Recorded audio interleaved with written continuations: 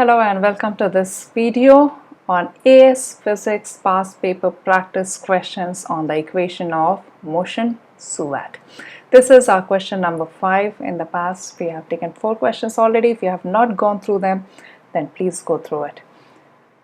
Okay, so this is your question. It is a long question. It is split across multiple screens. This is the first screen of the question. If you want, you can take the snapshot. I'll show you all the screens of the question. Long question it is. This is the second screen of the question. Please take a snapshot. I'm telling you to take the snapshot so that you can attempt the question yourself before you look at the working of it, before I show you the working of it. In my way, you might have your own way of working at this question, right? Which might be also perfectly correct. You can match it, tally it with my working and increase your understanding. So this is the second screen and this is the third screen of the question. I'll also show you the mark scheme simultaneously when we start solving this question. Meanwhile, do not forget to subscribe to the video because it is very helpful. Your subscription means encouragement for me and it gives me an opportunity to know that you're liking the videos, you're finding it useful. And please do not forget to share your comments, to share your feedback in the comment box, be it a positive comment or a negative or encouraging improvement thing that you want to highlight. Please do not hesitate to share. Alright, so I believe that you had paused the video, solved the question yourself and you're coming back to play the video. So let us understand the question. A ball is thrown horizontally from the top of the building as shown in this figure. The ball is thrown. The ball is thrown with a horizontal speed. So the ball is given a horizontal speed of 8.2 meters per second. The side of the building is vertical. It is perfectly vertical. At the point P, on the path of the ball, the ball is distance x away from the building. So they are talking about this point P. The ball has traveled from the highest point and it has reached this particular point P. So we have to focus on this point P, which is at a distance x from the ball. So let us read this statement again. At the point P, on the path of the ball, the distance is x from the building and is moving at an angle of 60 degrees to the horizontal. The air resistance is negligible. Air resistance negligible means there is no other force acting on the ball apart from gravity. Air resistance force is not there, only gravity is acting. So the acceleration is acceleration due to gravity, which is g 9.81, because the only force acting on the ball is gravity. So acceleration is g. Air resistance is negligible. So you can take g as the value of acceleration when you're solving this question. This is denoted by this hint here, which says acceleration, air resistance is negligible. First question. For the ball at point P, so we have to focus on this point to solve this question. Show that the vertical component of the velocity is 14.2 meters per second. So what is the vertical component of the velocity here? So think about it. How do you solve this question? Do you know some information about some data, about any kind of a data that you can think of for point P? Do you know any information about the velocity? At least the horizontal component you know, right? Because as I've already explained to you in the previous word example, that the horizontal component of the velocity does not change. It remains constant, right? If you go through the previous video, you'll understand the explanation why the horizontal component never changes. So the horizontal component which was 8.2, it will not change here as well. The horizontal component will stay the same as 8.2 meters per second. This is your VH. They are telling you to find the vertical component. They are telling you to find this component, which is the vertical component, VV, let us call it. And what is the original velocity? In which direction will it point? It will point somewhat like this. This is the This is the velocity with which the ball is moving, and we know its horizontal component. The question is to find the vertical component. So how much is the angle here? If you look here, they are exactly opposite angles. So this is your 60 degrees. Now it looks like we are arriving at some formulas, some calculations. VH we know it is V cos 60, right? So what is the value of V? V is VH over cos 60. Alright, so what is BV? Vertical component of the velocity, V sin 60. All these things you'll understand in the part of the theory which talks about finding the components of a vector. So you already know the value of V, substitute it here. So what it becomes, you are taking this V,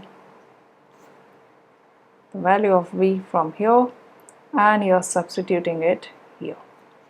So what does it become? VH over cos 60 times sin 60. So VH is how much? It is 8.2 times sin over cos is tan 60. Please solve it in your calculators and see what answer do you get. You should get this answer. 14.2 meters per second. Alright, let us tally with the mark scheme as well. So here you have same thing, right? It's a 2-mark question and we have done it very beautifully and very neatly. Alright, so the second part, determine the vertical distance through which the ball has traveled. What is the vertical distance through which the ball has traveled? So for the vertical part of the motion, you know the final vertical velocity. You know the final vertical velocity now, which you have just calculated, final vertical velocity. So we'll be talking only about the vertical motion, vertical distances, which is vertical displacement and vertical velocity. What was the initial vertical velocity? 0. Because the ball was given just a horizontal push. Initial vertical velocity was 0. We are not focusing on the horizontal component anywhere. We are not focusing on the main velocity, actual velocity. We are just focusing only on the vertical components of all the velocity. Final vertical velocity, let's call it VV, final vertical velocity, initial vertical velocity. This thing you know. What else data do you know? Yes, you also know acceleration. Acceleration is 9.8 meters per second square. What do you have to find? The vertical distance. So which formula do you think makes sense here? Let us look at all the equations of the SUVAT, equations of motion. The first equation does not make any sense because it does not have the term S, and S is what that you have to find out. S is not there, doesn't make sense. The second equation does not make sense because we do not know the value of t. You know u, v and a. You do not know the value of t. Second equation doesn't make sense because it has t. The third equation makes perfect sense. You know v, you know u, you know a. S is what you have to find. S is the only missing quantity. Makes sense. So let us use this equation. V square is equal to u square plus 2as. So S is how much? V square minus u square over 2a. So V square is how much? 14.2 the whole square minus 0. divided by 2 times 9.81. Solve it in your calculators and see what answer you are getting. And here is the mark scheme. If you want, you can pause your screen, pause your mobile screen or your laptop screen right now, and then look at the mark scheme. So here we have, yes, they have also used the same equation. V square is equal to U square plus 2AS, 10.3. The answer should be 10.3. The unit is already given, so you need not worry about it. Let us move on to the next part of the question. Determine the horizontal distance x. Now you know the vertical distance. Where is it? Vertical distance you know is 10.3. You have to calculate the horizontal distance. X is what you have to find out. This is the next part of the question. You know the horizontal velocity. If you can find out the time taken for the ball to reach from this point to this point, this is the time taken for this movement as well. If you can calculate the time, you can multiply it by VH, you'll get the value of X.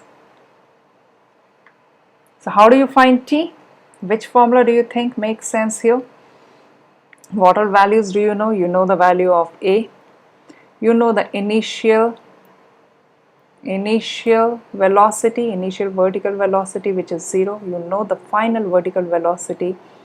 You have to find the value of T. Which formula do you think makes sense? It's the formula for acceleration, straightforward. You can see here A is equal to V minus U over T. This same formula is same as V is equal to U plus AT. Same formula, both of them are the same formula. You just rearrange this formula to get this formula. This is the first formula of your equations of motion as well. Same formula, right? So substitute the values, you get the value of T. T will be V minus U over A. So how much is V? We had already calculated. Vertical component of the velocity here, 14.2. So 14.2 here minus 0 over 9.81. Solve it in your calculators, you'll get the value of T. Whatever value of T you'll get, let us see what is the value of T. You should get 1.45. Are you getting 1.45? So substitute it in this equation. 8.2, which is the horizontal velocity multiplied by the time. This will give you the horizontal distance x traveled. Work it out in your calculator. Your answer should be 11.9.